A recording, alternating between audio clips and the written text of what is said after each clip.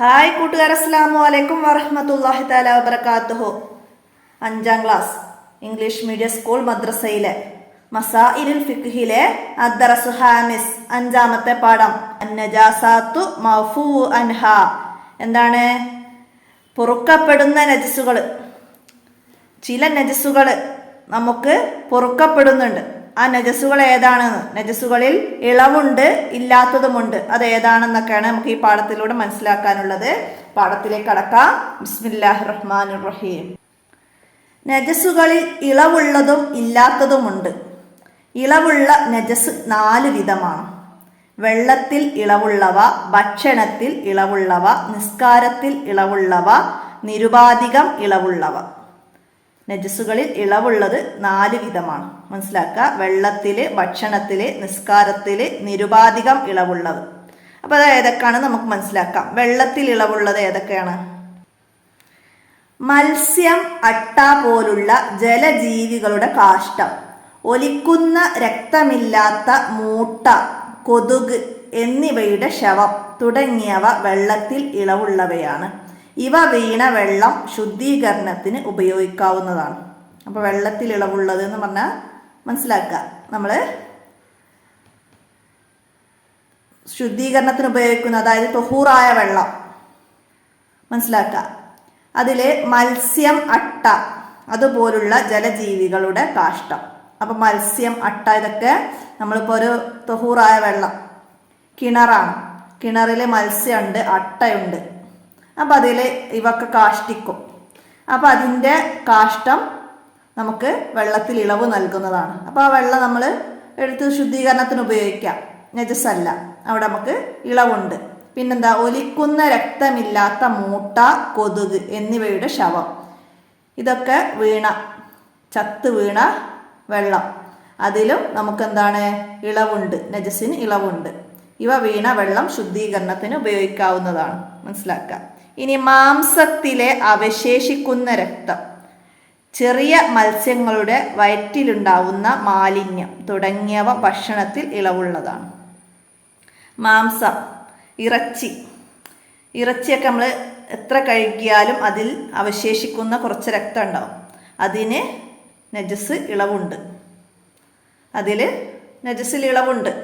അപ്പം നമുക്ക് എത്രയും കഴുകി അതിന് പോക്കിയാലോ വീണ്ടും അതിൽ നിന്ന് വരുന്ന രക്തത്തിന് ഇളവുണ്ട്. മനസ്സിലാക്കുക. പിന്നെ ചെറിയ മത്സ്യങ്ങൾ, അതിൻ്റെ വയറ്റിലുണ്ടാവുന്ന മാലിന്യം, അതായത് കറുപ്പ് കാഷ്ടം പോലെ വരുന്ന അതിൻ്റെ വയറിൻ്റെ ഉള്ളിലുണ്ടാവുന്ന മാലിന്യം ഉണ്ടാവും.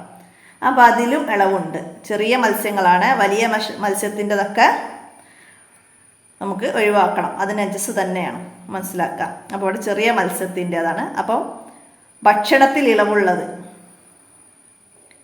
ഇവിടെ പറയുന്നു. ഇനിയും ഭക്ഷണത്തിൽ ഇളവുള്ള കാര്യങ്ങളുണ്ട്. അപ്പം അത് അവസാനത്തിലേക്ക് പറയുന്നുണ്ടെങ്കിൽ നമുക്ക് നോക്കാം. പിന്നെന്താണ്? ഒലിക്കുന്ന രക്തമില്ലാത്ത മൂട്ട, കൊതുക് തുടങ്ങിയവയുടെ രക്തം, ഊന് പൊട്ടി വരുന്ന രക്തം, ഈച്ച, പാറ്റ, കടന്നൽ എന്നിവയുടെ കാഷ്ടം മുതലായവ നിസ്കാരത്തിൽ ഇളവുള്ളവയാണ്. അതായത് കൊതുകിനൊന്നും ഒലിക്കുന്ന രക്തം ഉണ്ടാവില്ല, ഒരു തുള്ളി ഇത്തിരി രക്തം ഉണ്ടാവുള്ളൂ. അതുപോലെ തന്നെ മൂട്ട, അതിനൊന്നും ഒലിക്കുന്ന രക്തം ഉണ്ടാവില്ല. അപ്പോൾ അങ്ങനെയുള്ള ജീവികളുടെ രക്തം, പിന്നെ നമ്മുടെ ഊന് പൊട്ടിയിട്ട് വരുന്ന രക്തം, പിന്നെ ഈച്ച, പാറ്റ, കടന്നൽ എന്നിവയുടെ കാഷ്ടം, ഇതൊക്കെ നിസ്കാരത്തിൽ ഇളവുണ്ട്. അതായത് നമ്മളെ നിസ്കാരപ്പായയിൽ ഒരു കൊതുക് ചത്ത് അതിൻ്റെ രക്തമായി, അപ്പോൾ അവിടെ നമുക്ക് ഇളവുണ്ട്. ആ രക്തത്തിൽ നജസിൽ ഇളവുണ്ട്. മനസ്സിലാക്കുക. അതുപോലെ കടന്നൽ, ഈച്ച, പാറ്റ, ഒരു പല്ലിക്കാഷ്ടായി നമ്മൾ നിസ്കരിക്കുന്ന സ്ഥലത്ത്, അതിലൊക്കെ നജസുകളിൽ ഇളവുണ്ട്. സ്വന്തം ശരീരത്തിലെ ചോരക്കുരു പോലുള്ളവയിൽ നിന്ന് പുറപ്പെടുന്ന രക്തം അവൻ്റെ പ്രവർത്തനം കൂടാതെ ഡ്രസ്സിലോ മറ്റോ പുരണ്ടാൽ അതിന് അഫുവുണ്ട്. അതായത് ചോരക്കുരൊക്കെ എന്തെങ്കിലും കാരണവശാൽ പൊട്ടി, അപ്പോൾ അതിൽ നമ്മളുടെ ഡ്രസ്സിലൊക്കെ പുരളും. നിസ്കരിക്കുമ്പോൾ ഡ്രസ്സിൽ പുരണ്ട് വരും.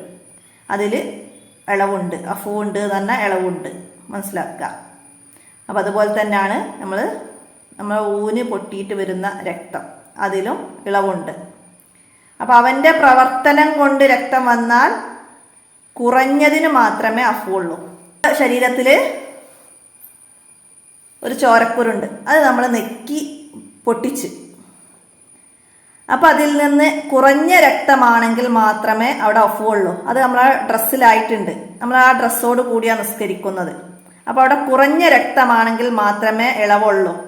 അത് കൂടുതൽ രക്തം ആ ചോരക്കുരിൽ നിന്ന് വന്ന് നമ്മുടെ ഡ്രസ്സിൽ പുരണ്ടിട്ടുണ്ടെങ്കിൽ അവിടെ അഫു ഇല്ല, മനസ്സിലാക്കുക.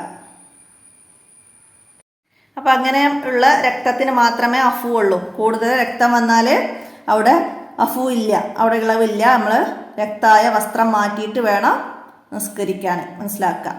പിന്നെന്താണ്? ഈച്ചയുടെ കാലിലെ നജസ്, മറ്റു നജസുകളുടെ കാണാൻ കഴിയാത്ത വിധമുള്ള സൂക്ഷ്മമായ കണിക മുതലായവ. ഈച്ചയുടെ കാലിലെ നജസ്, അതായത് നേരത്തെ ഞാൻ പറഞ്ഞ ഈച്ച നജസിൽ നിന്ന് വന്ന് ആവുന്ന നജസ്. പിന്നെന്താണ്?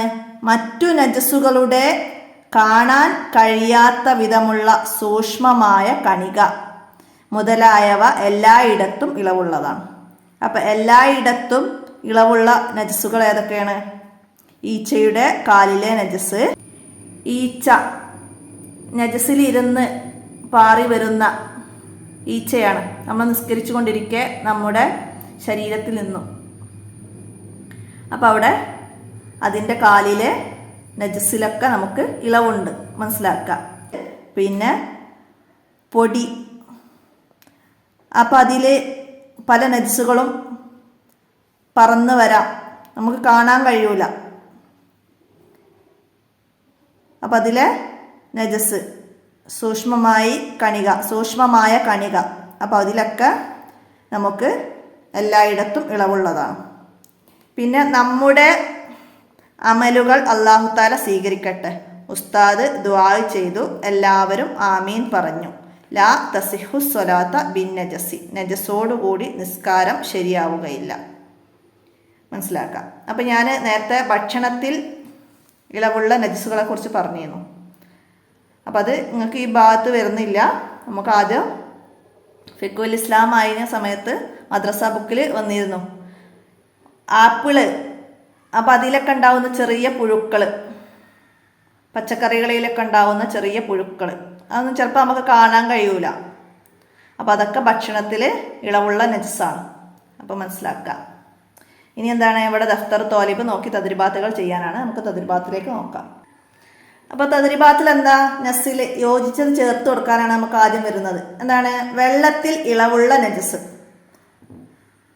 അട്ടയുടെ കാഷ്ടം, നമ്മൾ പറഞ്ഞു മത്സ്യം, അട്ടയുടെ കാഷ്ടം. പിന്നെന്താ നമ്മൾ പറഞ്ഞത്?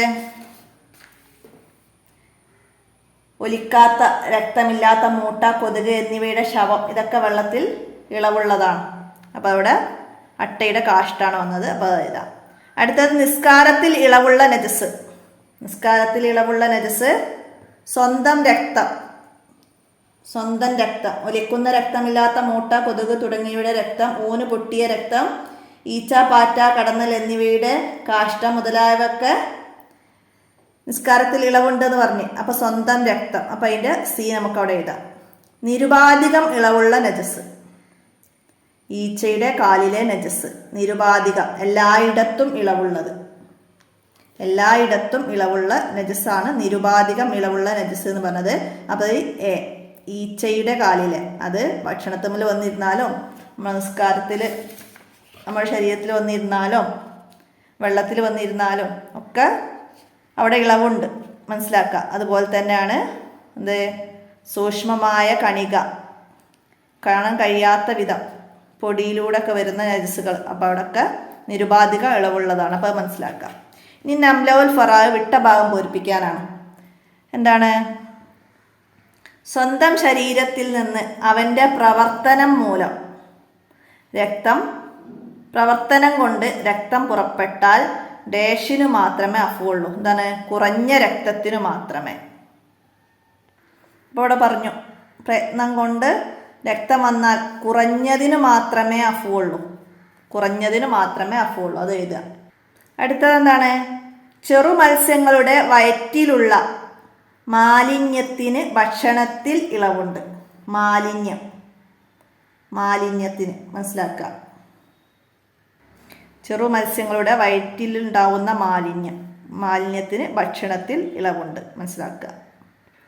അടുത്തത് കാണാൻ കഴിയാത്ത ചെറുതായ നജസിന് ഡാഷിൽ ഇളവുണ്ട്.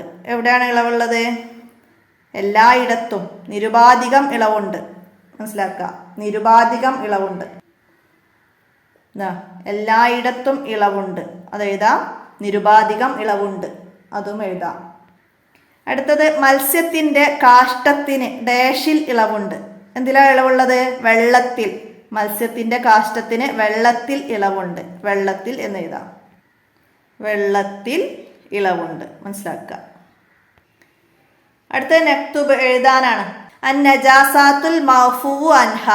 അപ്പം അത് ഇവിടേക്ക് എഴുതുക. അതുപോലെ താഴെയുള്ളത് നജസുൻ, ആമീൻ, സൂക്ഷ്മം, അല്പം, ഉസ്താദ്, ധാന്യം, ഇക്ബാലുൻ, മാലിന്യം, അമലുൻ, ജലജീവി, സമക്കുൻ, പള്ളി, സ്പെഷ്യൽ. നമ്മൾ അറബി മലയാളത്തിലേക്ക് എഴുതുന്ന രീതിയാണ് ഇവിടെ നിങ്ങൾക്ക് മനസ്സിലാക്കി തരുന്നത്. സ്പെഷ്യൽ എന്നൊക്കെ.